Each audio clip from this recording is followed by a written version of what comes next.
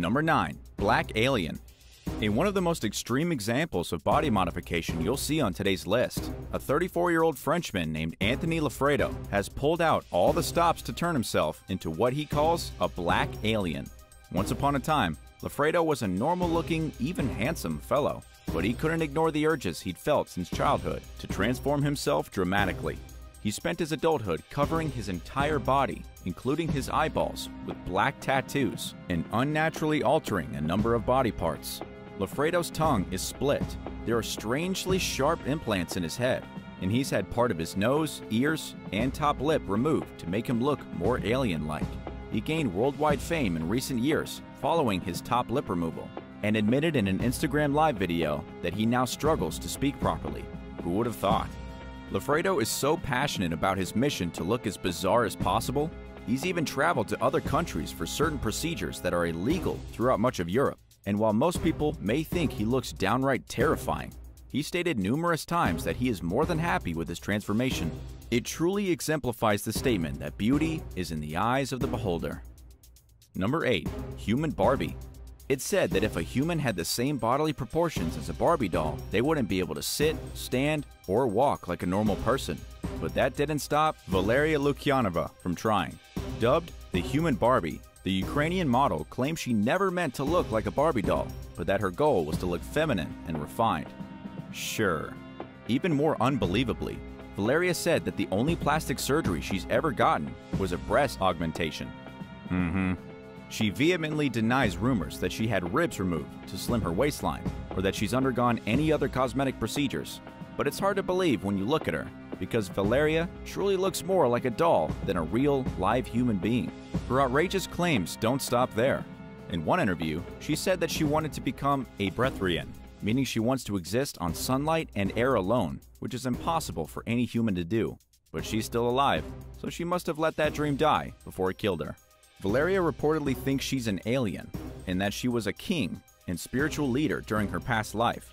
She also has some rather controversial views regarding race mixing, feminism, and why women have children, to the point where it almost makes her appearance seem secondary to her bizarre personality and beliefs. Nevertheless, Valeria is clearly not going to give up the secrets behind the barely existent waist, ample bosom, and icy blue eyes that make up her cartoonish look. Number 7. ROLF BUCHHOLZ. Today's list wouldn't be complete if we didn't include the man who holds the world record for the person with the most body modifications. German-born ROLF BUCHHOLZ boasts an incredible 516 modifications, including 453 piercings, 158 of which are in his lips, and 278 of which are in his genitals. Can we say ouch? The 61-year-old also has 2 horn implants beneath his skin, subdermal implants around his wrist, and an array of tattoos and self-inflicted scars. Interestingly, BUCHHOLZ didn't start his body modification journey until much later than most people. He got his first tattoo at age 40 and quickly became addicted to body modification. His obsession spiraled from there, and today, 90% of his body is covered in tattoos, including his eyeballs, which are inked black. Naturally, people wonder a lot of things about BUCHHOLZ. Aside from questioning his sanity, they've asked if the piercings in his nether region have affected his love life. Speaking with The Mirror in 2019, he said, "If there was a problem, I would have got rid of them already, long ago." Alright, we hear ya. But there's a downside to being so deliberately different.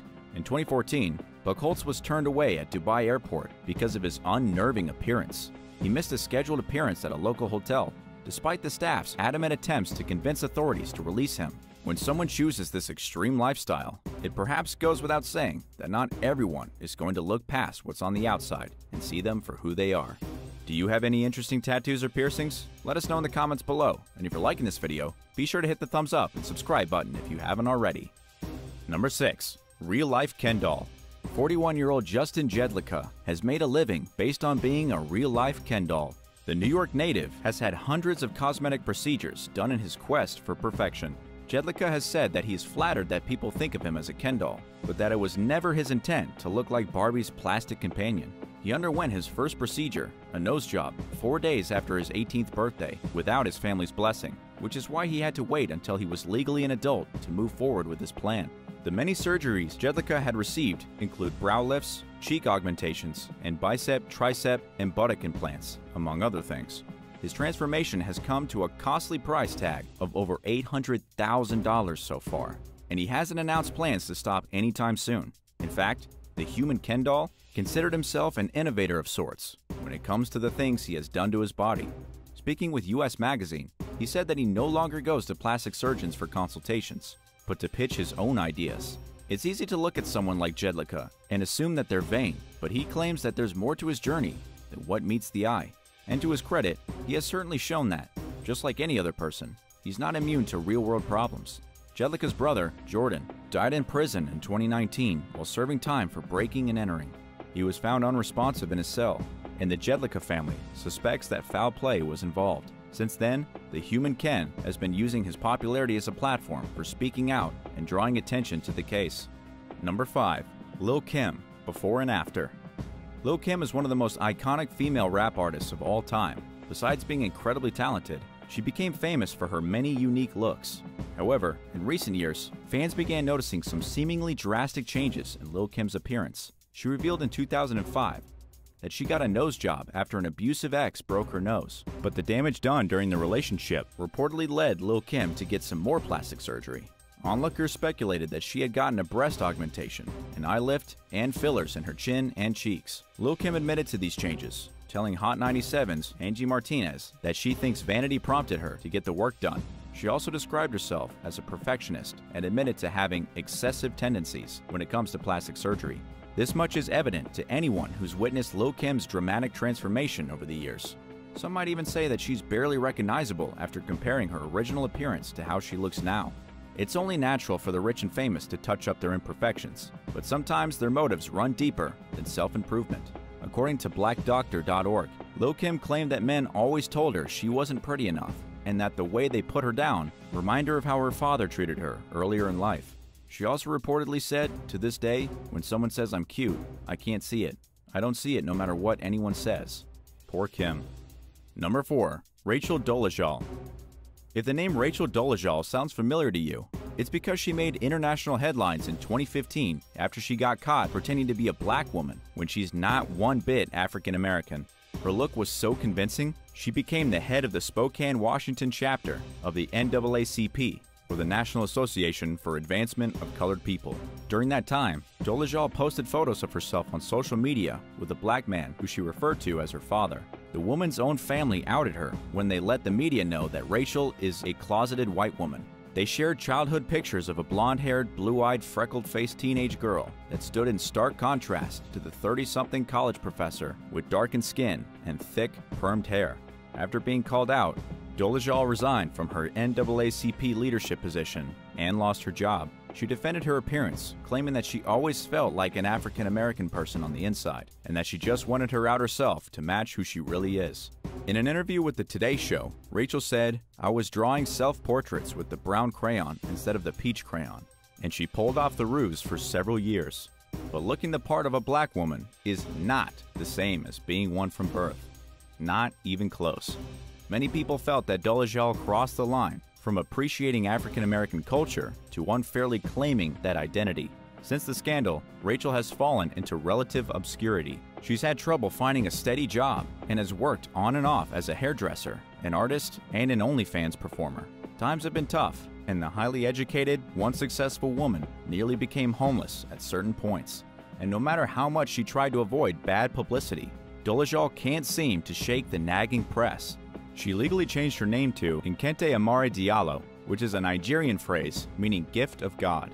The media quickly broadcasted her new moniker, as well as news about several counts of welfare fraud that she faced in 2018 for not fully disclosing her income when applying for benefits. Number 3. The Lizardman. Better known as the Lizardman, Eric Sprague is what his nickname implies.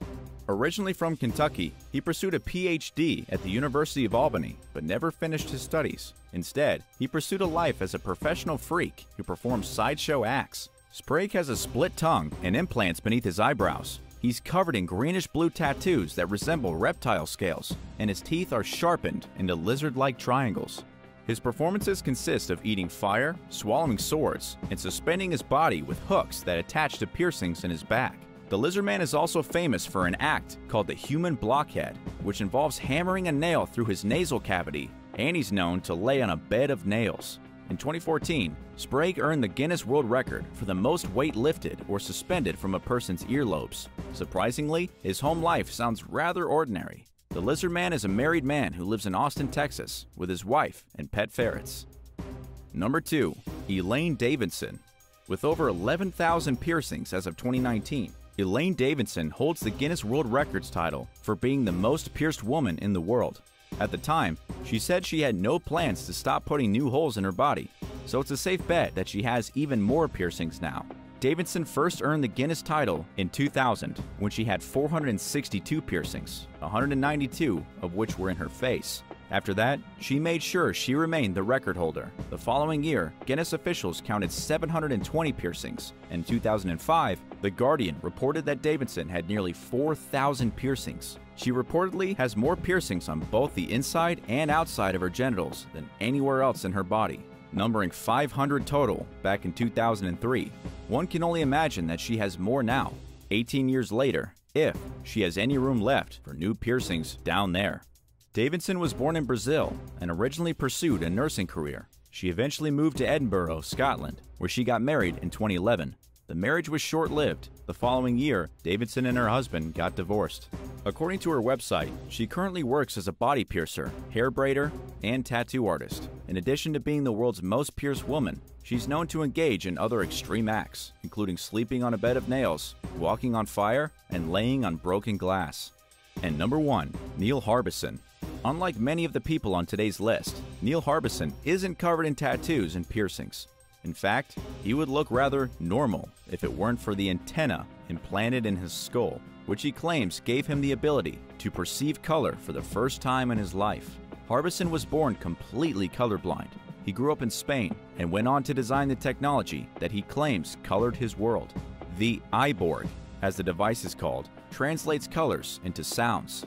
Writing for CNN, Madeline Stix explains that while this sounds like a form of synesthesia, a disorder where a person gets two senses confused, Harbisson's invention gave rise to a completely new condition called sonochromatopsia.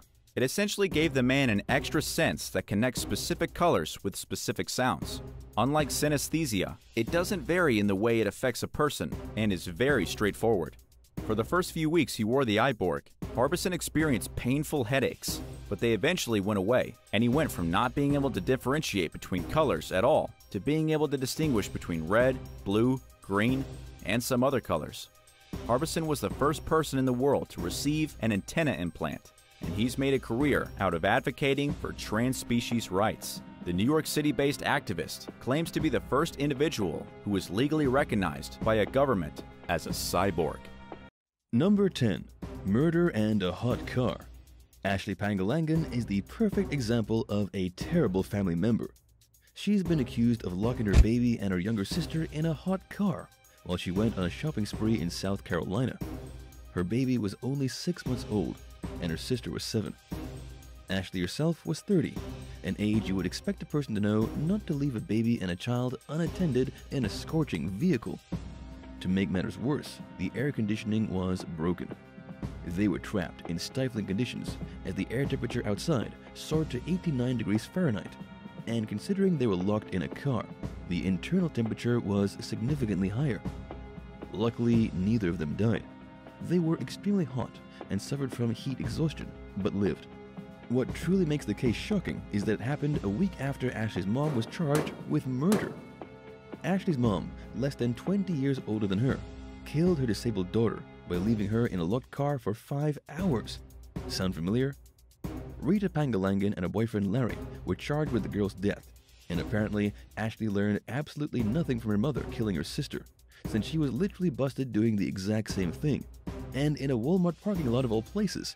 She's since been charged with unlawful conduct of a minor and is being held in jail, right next to her mom. Number 9. The Twisted Twilight Killers. Kim Edwards and Lucas Markham are the Twilight Killers. They were only 14 when they formed what's been described as a very intense relationship. When Kim's mother stepped in and tried to split the two apart, realizing they were no good for one another, she ended up dead. Kim and Lucas conspired together to stab Kim's mom and Kim's little sister. Her sister was only 13, just 1 year younger than her. But at the last minute, Kim actually decided she couldn't go through with it when Lucas entered her house on the night of the killing, April 14, 2016. She said that she just couldn't kill her family. She may have been twisted, but she changed her mind at the last minute. Well, sort of. She asked Lucas to do it himself. While Kim sat alone in the house, her boyfriend went upstairs and stabbed her mom to death, then killed her little sister. Afterward, Kim had a bath with Lucas, washing the blood off him before they went downstairs to have a feast and watch the Twilight movies. The only member of Kim's family that wasn't killed that night was her older half-sister, and only because she lived out of town with her husband and children. At the trial, Kim tried to get off on a lesser charge of manslaughter, but this was turned down by the Crown Prosecution Services. In police interviews, Kim admitted that she was happy that her family was dead, so that they didn't have to deal with her anymore. She was found guilty and given life in prison. Lucas received the same sentence. However, their sentences were reduced to 17.5 years, meaning they will eventually get out of jail at the exact same time. Number 8. A deadly birthday. A birthday party in Brooklyn turned into a bloodbath when a man showed up and began shooting. It was his daughter, a frightened girl, who dialed 911 after he interrupted her birthday bash and killed her mom. What should have been a joyful celebration ended in carnage. Joseph McCrimmon showed up to the party uninvited, with his only present being a loaded weapon. The only reason his youngest daughter is still alive is that she heard shouting and arguing, then a series of gunshots, and ran to hide in the closet. When she finally came out, she found that her mom and her 2 sisters had been brutally killed. Her father left the apartment and went home, his job finished. When the police arrived at the scene of the crime, they found the little girl, just 8 years old, holding her sister's blood-soaked cell phone in one hand and a stuffed pink unicorn in the other. Investigators are still trying to work out a motive. They have interviewed family members and uncovered that the girl's mother and father had been involved in a romantic relationship going on 20 years. The relationship was described as rocky, though lots of people have rocky relationships. Not all of them commit murder because of it. It doesn't explain why he needed to kill the daughters too, 20-year-old Soleil Spears and 16-year-old Chloe Spears. He seems to have worked himself into a bloody rage, thinking the birthday party with everyone together would be his final chance to end them all. It's especially sad for this little girl, who's now going to be traumatized for the rest of her life. Number 7. Throwing a tantrum. A man in British Columbia, Canada, had a temper tantrum that landed him in jail. He didn't actually get jail time, but he was arrested and thrown into a cell for a little while, until he calmed down. It was all because he became enraged the day after his birthday, because nobody threw him a party. All Brendan Nguyen had wanted for his birthday was a celebration thrown in his honor. But when that didn't happen, he killed his cat and beat up his wife. The morning after his birthday, July 15, 2020, he started arguing with his spouse, Tashina Matilpi. It was about the fact that nobody liked him enough to give him a party. He had gotten drunk by himself that morning, which made him loud and physical. When Tashina tried to settle him down, he threw her over the air purifier they have in their apartment. Then, he brutally murdered one of their cats and took their second cat and wrapped it in a towel and stuffed it in a bucket. Sadly, that cat had to be euthanized because Tashina couldn't pay its medical bill. Somehow, this complete maniac got off with really no repercussions. Because he told the judge he was extremely intoxicated and didn't remember anything, he got no jail time. Instead, he was only given a year of probation. Do you think that's a fair punishment for something like this? Let us know your thoughts in the comments, and don't forget to hit subscribe before the end of the video. Number 6. Sleep killing. A teenager in Texas, Benjamin Elliott, woke up one night with his hand clutching a bloody knife, and the knife stuck in his sister's neck. He removed the knife and turned on the bedroom light, and that was when he realized he had murdered his twin sister in his sleep. At least, this is Benjamin's defense. The 17-year-old kid claims that he was sleepwalking when he plunged the kitchen knife into little Megan's throat. He has since been booked into Harris County Jail on charges of murder, and he freely admitted that he indeed stabbed her. However, he might not be lying about sleepwalking. Evidence shows that after he turned on the light, seeing what he had done, he immediately applied pressure to the wound and then called the police himself. The 911 operator informed him how to perform CPR, and he did so all the way until EMS personnel arrived. But here's where things get even more twisted. Benjamin has no history of sleep disorders. He wasn't under the influence of drugs or alcohol, and he hasn't sleepwalked since. Nobody can tell if this guy was sick in his head and performed some bizarre fantasy he had been dreaming up before realizing he had made a huge mistake, or if it really was an accident. Number 5. Matricide. Ashton Saddleback, a Canadian resident from Alberta, was recently on trial for murdering his mother, Corinne Saddleback. It happened in November of 2020. The day before his mother perished, Ashton had appeared in court. The case wasn't related to murder, but instead had to deal with him driving way over the legal alcohol limit. Rather than throwing him in jail, he was given a small fine and had his license suspended. Clearly, he should have been sent to prison. After Ashton walked out of the courthouse, he purchased 2 bottles of vodka, went to his mom's house, and started drinking. While he was there drinking, his mother was out driving around, also drinking, as she made food deliveries. By the time she got home around midnight, both of them were wasted. An eyewitness says Corinne was so drunk she could hardly hold onto the steering wheel. Inside the house, mother and son got into an argument. 2 younger family members, who haven't been named for privacy reasons, heard banging and thumping from downstairs, where they were hiding from the intoxicated adults. A few minutes later, one of the girls heard something that sounded like scrubbing. Shortly after that, Ashton called the police and admitted that he killed his mom and that he needed to go to jail. When the cops arrived at the house, he didn't fight or resist. He admitted that he murdered her because they got in a fight, and then he cried like a baby. Maybe Ashton wasn't inherently evil, but he still beat his mom to death because of a drunken argument and will probably spend the rest of his life in jail. Number 4. The Lying Son. Chandler Halderson is currently 23 years old and on trial for killing and dismembering his parents.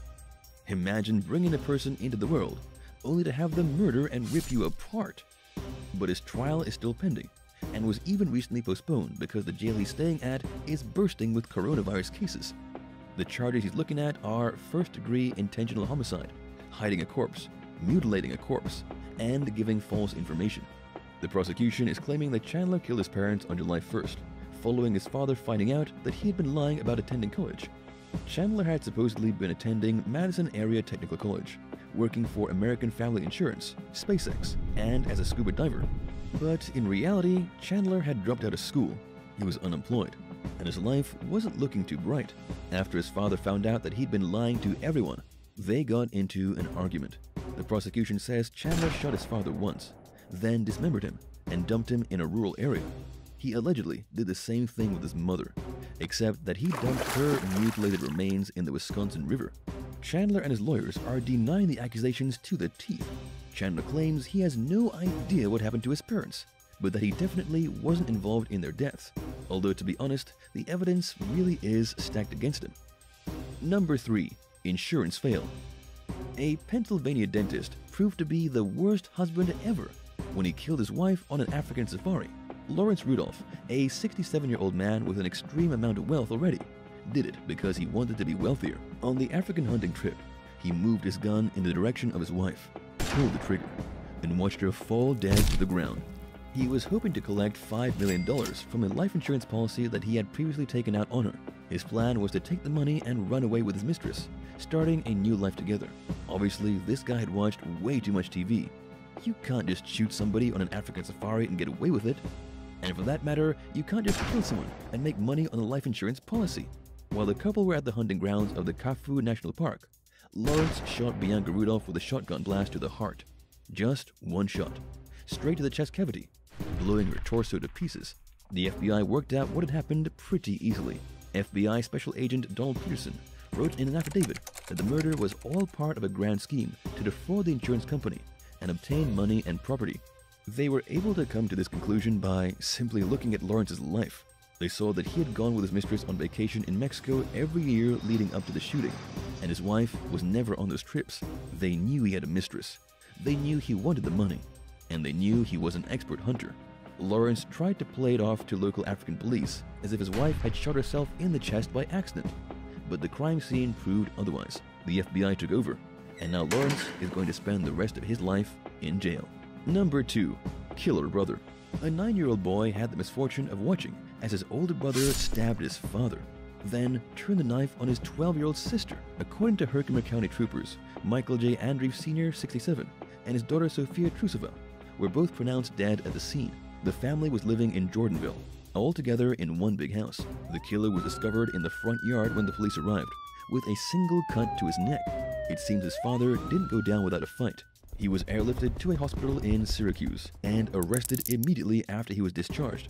He was just 22 years old when he was taken to the Herkimer County Correctional Facility and held without bail on 2 charges of murder. The big question remains, why did he do it? The authorities have given no motive, and we don't know what events led up to the stabbings. What we do know is that Michael J. Andreeff Jr. was completely out of his mind. The other 2 surviving brothers returned home to take care of the 9-year-old bro, the poor kid who had to watch his family be butchered by his very own kin. Number 1. Texas toddler. Sometimes all it takes to be an evil parent is neglect. In a Walmart parking lot in 2022 in Texas, a toddler pulled a gun from between the seat and the center console of her parents' car and then shot her mother and her baby sibling. It happened as the father was standing outside of the truck, just kind of loitering in the Walmart parking lot for no good reason. The infant managed to get a bullet through her mother's arm and another bullet through her 18-month-old sister's leg. Luckily, these gunshot wounds didn't prove fatal. The mother was taken to a Fort Worth hospital by air, while the baby was transported by ground. The mother's injuries proved more serious, but both are expected to make full recoveries. As for what kind of criminal charges are going to be pressed against the parents for leaving a gun where a toddler can get to it, the police haven't said yet. 10. The underwater proposal. In a tragic freak accident, a man from Louisiana died during an underwater proposal. Stephen Weber was planning the unique proposal for his girlfriend, Kenesha Antoine, for over a year. He organized a trip for them to go to Pemba Island in Tanzania, off the coast of East Africa. They were staying in a rustic wooden cabin with one of the bedrooms submerged in the ocean. His whole plan was that he would swim underwater on the outside of the room, holding a handwritten note against the submerged bedroom's window, asking Kenesha to marry him.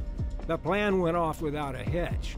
The trip had already been a once-in-a-lifetime romantic experience, and he topped it off by diving underwater and holding the note against the window. Naturally, Kenesha said yes. How could anyone refuse such a heartfelt proposal? But when she ran to the top of the cabin to meet him at the surface, he wasn't there. She stood for a minute waiting, but he never resurfaced. He died down there, still clutching the marriage proposal in his hand. No one knows what went wrong. He may have hit his head against something on his way up or had a heart attack. Nobody has any details other than that he drowned. What should have been an amazing afternoon turned into a nightmare for Kenesha. Because there was no one around at the resort to help, she had to flag down some passing boaters and tell them what happened. They managed to get Stephen out of the water, but by then he was long dead. 9. Proposal by force. In a truly shocking incident, a man beat another man to death after the victim refused to give his daughter's hand in marriage. It happened in India, where murderer Shri Paul had been having an affair with a girl that he apparently liked quite a bit. He worked as a farmer. He didn't have much money, but he still wanted to marry the girl he was fooling around with. So he went to her house and asked her father if he would approve of the marriage. Well, sadly for the guy, the father was not quite as thrilled about the idea as Shripal was. He said no, the two got into an argument, and Shripal beat the girl's father over the head with a stick. He didn't just whack him once or twice, but continued bludgeoning him in the skull until his brains had turned to mush. Before that, he had physically tried to drag the girl out of the house to take her with him, like she was some kind of prized donkey. It was when the father intervened that the stick came out and the thrashing went down. The killer fled from the house, and last we heard, local police are still trying to hunt him down. 8. Jumping for joy.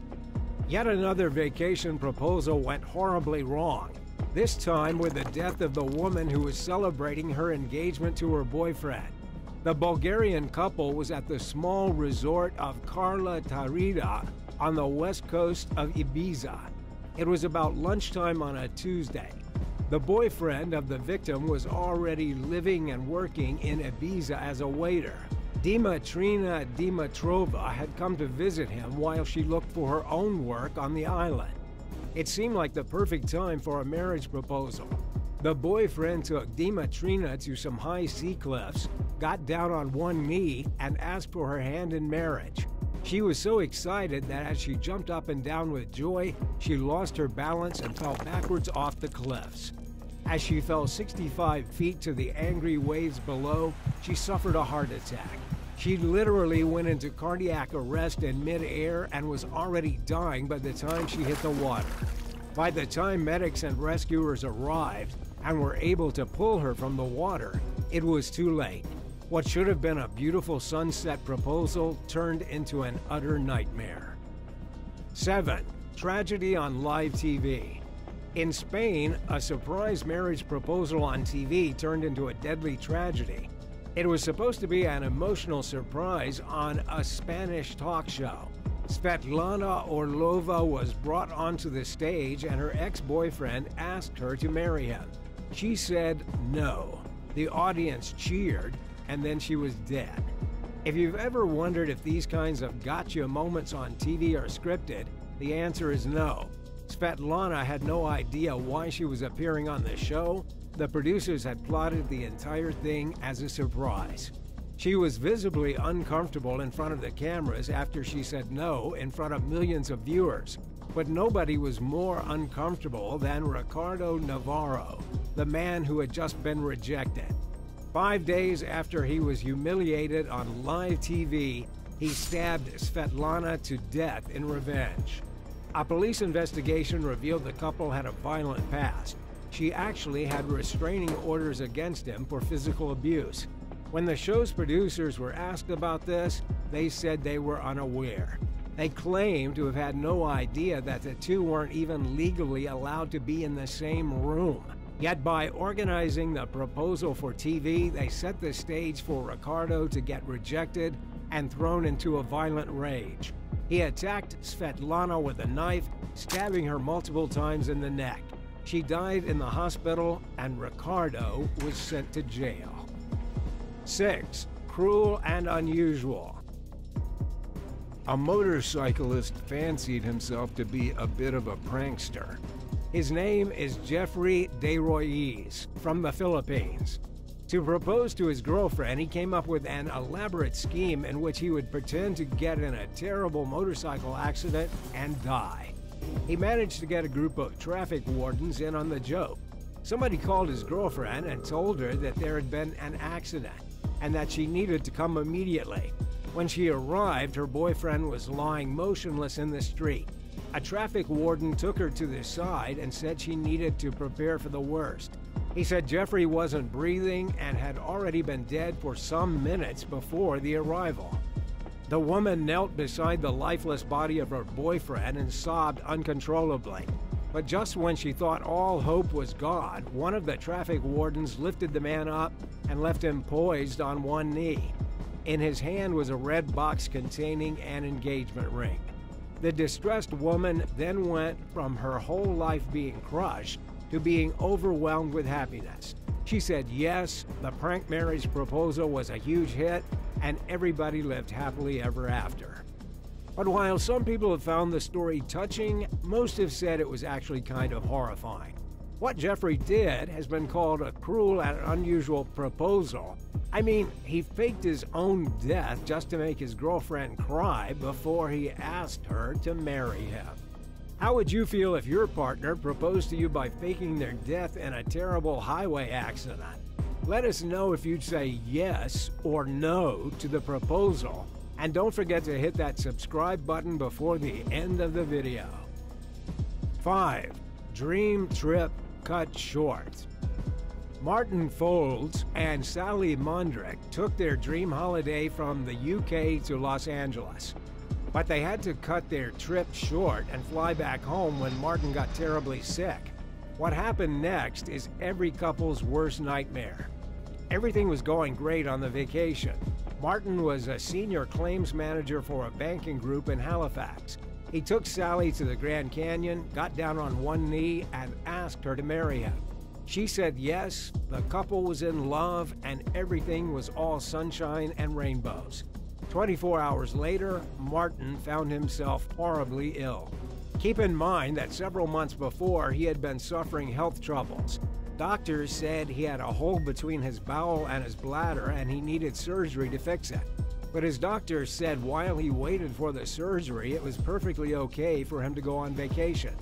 The day after the proposal, Martin began to experience pain. He had a fever and wanted to get back home to his doctor as soon as possible. On the plane ride back to England, Martin died in his fiance's arms. The worst part of it is that the death was probably preventable. He first collapsed when they arrived at the Los Angeles International Airport. They were at the check-in desk when Martin just kind of dropped. Sally says her first instinct was to call an ambulance, but Martin insisted on getting on the plane. She then had to sit there with her fiancé for hours on the plane while 300 passengers literally watched him slowly die in her arms. By the time the plane landed, Martin was already dead. If she had just taken him to the hospital in LA, he might still be alive. 4. Proposal Mayday.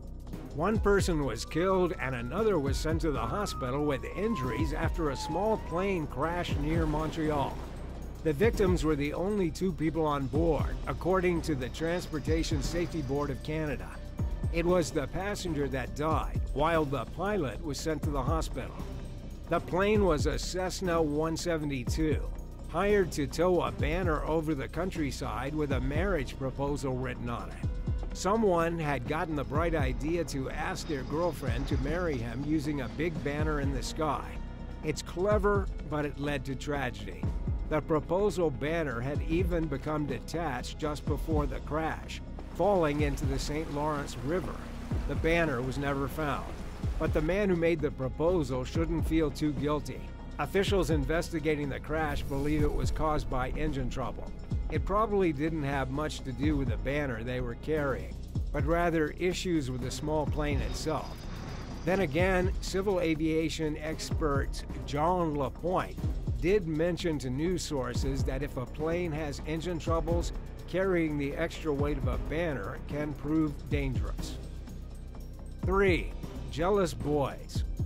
A British law school graduate was shot to death in Pakistan by 4 men after a failed attempt to pressure her into marriage.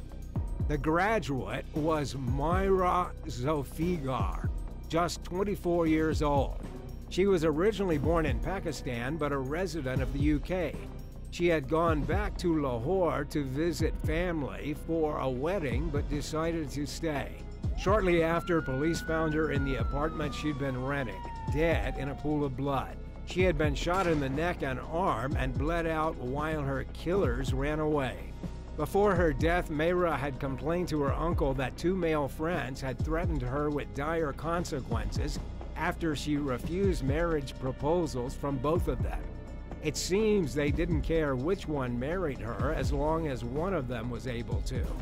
And here's the real kicker. She was supposed to go back to London but didn't want to pay over $2,000 to get stuck in a COVID-19 quarantine hotel. She thought she would have more fun staying in Lahore until the pandemic calmed down.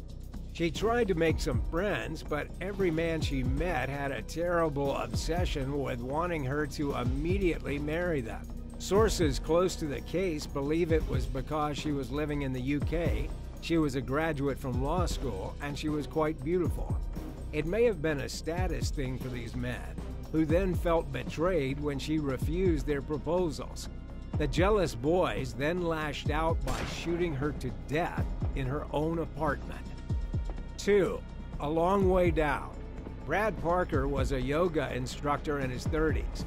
He was also an avid mountain climber. After he proposed to his girlfriend, Janie Dial, he was feeling so good about life that he just had to go for a quick climb in Yosemite National Park. But as he scaled the dangerous rocks, he slipped and fell to his death. His celebratory rock climb turned into his demise, and he died before he could ever actually seal the knot. The story gets even more tragic, though. According to Brad's father, his son had phoned him to say that it was the happiest day of his life. It's like if something happens that's so overwhelmingly joyful that you need to go for a really long run to let it work through your system. But Brad's running was mountain climbing. He journeyed alone to Matthie's Crest, a highly dangerous ridge roughly 3 miles from the more famous Cathedral Peak. He was witnessed by other climbers moving along an established route without any ropes or other equipment. And that was when he made a wrong move, lost his balance, and fell like a barrel of rocks down the side of the mountain to his death. 1. Losing the diamond. Scott Green planned a big proposal for his partner. He took his girlfriend, Skye Dowdall, down to the beach in Lincolnshire to ask for her hand in marriage. But when he got down on one knee and popped the question, "Will you marry me?" there was no ring. He had lost the ring as they went to the beach. Then, instead of celebrating their engagement, the couple spent the entire night combing the sand, retracing their steps, and poking through the dirt for a lost 18-carat diamond ring. Sadly for both of them, they never found it. Scott poured his heart out in the marriage proposal, only to realize he had shot himself in the foot. He had spent a ridiculous amount of money on the ring, and it simply slipped from his pocket. He had been saving for months, and now the ring is hiding somewhere along a rural beach trail. The couple is still getting married, but talk about a waste of money. Thanks for watching. What's the biggest nightmare proposal you've ever heard of? Let us know all the juicy details in the comments, and remember to hit subscribe before you go. See you next time. Bye.